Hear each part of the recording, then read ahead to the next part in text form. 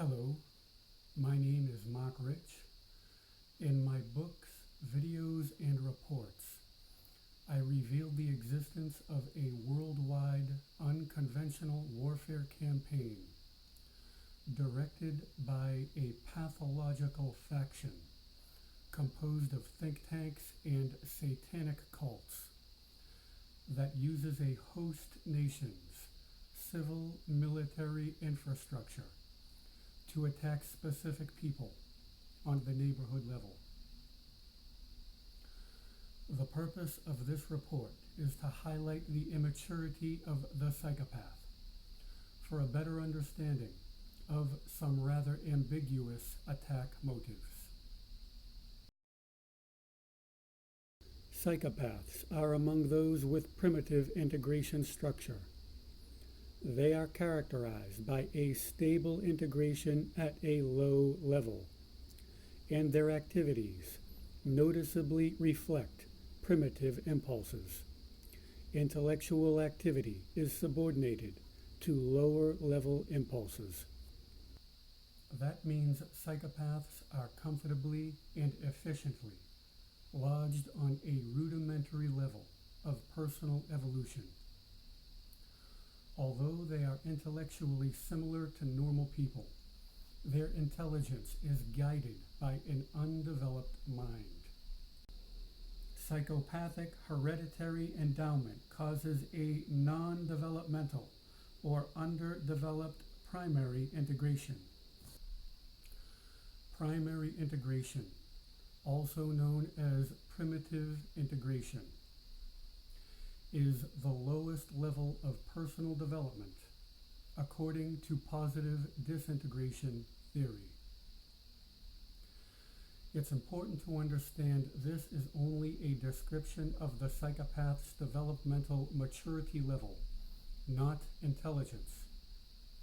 This is not about intelligence or socio-economic factors, nor does it pertain to their level of education, what they do for work, how they dress, where they live, their affiliations, etc.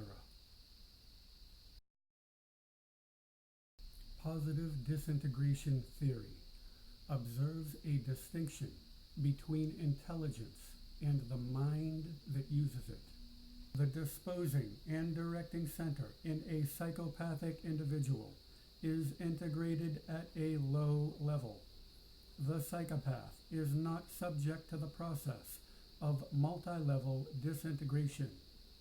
All his activities are strictly subordinated to impulsive dynamics at a low level. Here, positive disintegration literature refers to the mind using the intelligence as the disposing and directing center. Multi-level disintegration, that is advanced personal evolution, is not within the psychopath's developmental potential. The disposing and directing center guiding all the psychopath's activities consists of primitive impulses to which the intelligence is subordinated as an instrumental adjunct, permitting absolutely no transformation. So according to developmental theory, the intelligence of a psychopath is under the control of a primitive mind. Some confusion that may prevent us from recognizing the crude level on which the psychopath functions includes an alleged paradox concerning maturity and intelligence, as well as a facade. Regarding the facade, unless you know what to look for, you may not observe them in their true form because you will be interacting with their mask. Next, a presumed obscurity concerning intelligence and maturity. It's taken for granted that if you are intelligent, then you have also attained a minimal level of maturity.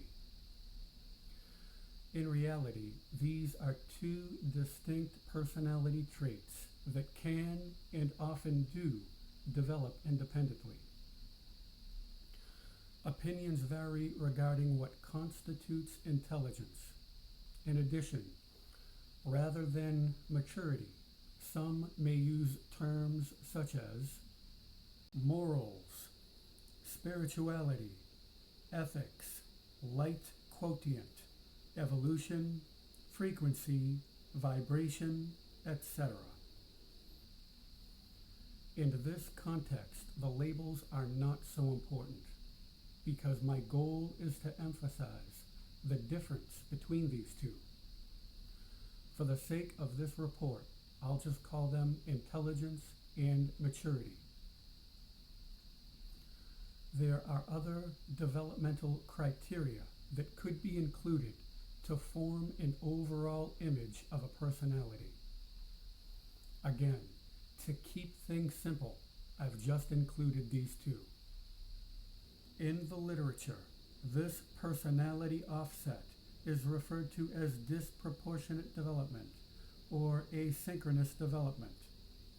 There can be a colossal difference between these.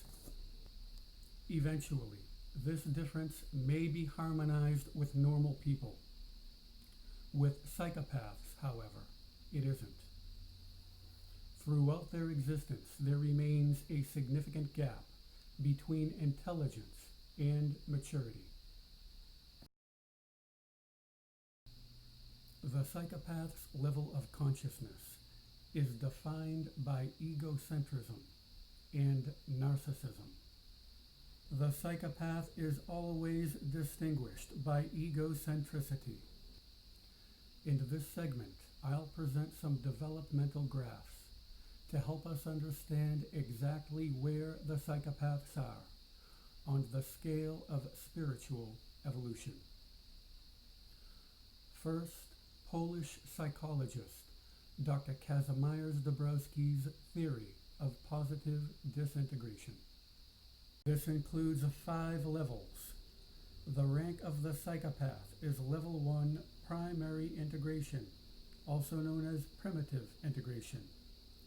A person functioning on this level is characterized by selfishness, egocentrism, craving for power, security, and financial gain, with a notable absence of morals. This is a rigid structure on the lowest possible level of evolution, underneath the average person. Primary integration, says Dabrowski, is comparable to Dr. Lawrence Kohlberg's level 1 pre-conventional morality. Kohlberg's graph of moral development includes several levels, each with 2 stages. Our concern here is the station of the psychopath, that is level 1 pre-conventional morality. Although this is mostly a temporary stage for children between the ages of 4 and 10, it is also occupied by some adults, especially psychopaths. Level 1 is characterized by egocentricity. Next up, Swiss psychologist Dr. Jean Piaget's theory of cognitive development. Dr. Piaget's graph includes 4 stages. Here we focus on the grade of the psychopath that, based on previous illustrations, would be the pre-operational and concrete operational stages, spanning ages 2 to 11 years. This level is defined by egocentricity. In his book, Truth vs. Falsehood, internationally recognized spiritual teacher Dr. David Hawkins informs us that all psychopaths function below 200 and some between 35 and 80 on his map of consciousness. Dr. Hawkins regards this as a primitive animal level of evolution that is occupied by people who are hateful, vengeful, antagonistic, fearful, despising, miserable, destructive, and evil. So, psychologically speaking, how old are psychopaths? According to Dabrowski, they are in primary integration that parallels Kohlberg's Level 1 pre-conventional morality. This primary Level 1 phase, I've determined, corresponds to Piaget's pre-operational and concrete operational stages. This shockingly primitive level of personal evolution is normally a transitory stage for toddlers and young children from about 2 to 10 years old. The psychopath, it appears, is permanently consigned to this level. Political Connerology author Dr. Andrew Lobaczewski informed us that high-level emotions, including love, empathy, guilt, and shame, are necessary for personal growth. The psychopath does not have access to these emotions. While normal children undergo a maturing process, psychopaths create masks. They also learn to recognize each other at an early age, and some form active networks to further their anti-human agendas. The evolution of their consciousness is primitive and seems to be stopped at the predatory animal level. Although they grow physically and intellectually, they are usually consigned to this pre-operational, pre-conventional stage. No high-level emotions equals no self-reflection. And no self-reflection means no moral, psychological, or spiritual growth. Psychopathy, representing integration of mental functions on the lowest level of development, where higher feelings are absent and intelligence is subsumed under low-level instincts, precludes development and is contrary to mental health. Although some claim psychopaths can mature in certain environments, that's uncommon. For the most part, they are stuck in primary integration. That's it. That's as far as they usually get. Once again, this has absolutely nothing to do with intelligence. You can be a sustained developmental failure and be a genius.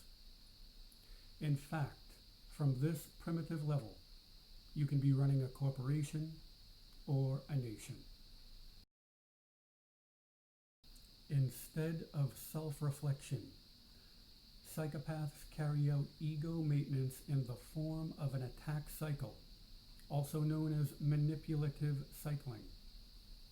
During the attack, they attempt to devalue those who are perceived as threats to their existence. According to American psychiatrist Hervey Cleckley, psychopaths are emotionally immature people who will lie, cheat, steal, antagonize, and mock for no particular reason. So this is goal-oriented and non-goal-oriented attack. Non-goal-oriented means from the perspective of a rational person, the psychopath has gained nothing of obvious value from their attack. In reality, they have gained something. Having fooled or harmed you, they rejoice in a type of mini celebration. They especially hate and envy people who are superior to them. According to Dr. Reed Malloy, author of The Psychopathic Mind, The attack cycle is driven by this unconscious envy and hatred. Psychopaths receive gratification of sadistic impulses through intentional infliction of emotional or physical pain upon others. Psychopathic individuals are paradigms of this hatred of goodness. The manipulative cycle both enhances his narcissism and protects his vulnerability. It seems the attack cycle is a defense mechanism for narcissists who have not matured. Others have arrived at the same conclusion. A leading theory of the genesis of pathological narcissism is that it is a defense phenomenon, since almost all young children demonstrate a formidable array of narcissistic characteristics. It is thought that narcissism is something we basically grow out of in the course of normal development. We may think of evil then as a kind of immaturity. Once again, you will not notice them unless you know what to look for, because you will be interacting with their mask. This facade requires lots of energy. They have to rest, and when they do, they express their actual form. Therefore, people who are around them during those times are in a position to give us a glimpse in back of their mask. These people include co-workers and recipients of their attacks. What do they notice? They observe the true level of development on which the psychopath functions. Specifically, they will observe the characteristics of a person in the pre-operational, pre-conventional stage.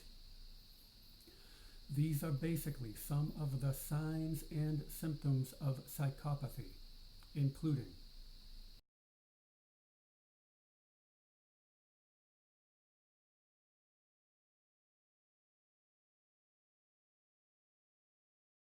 regardless of their social, financial, educational, or intellectual status.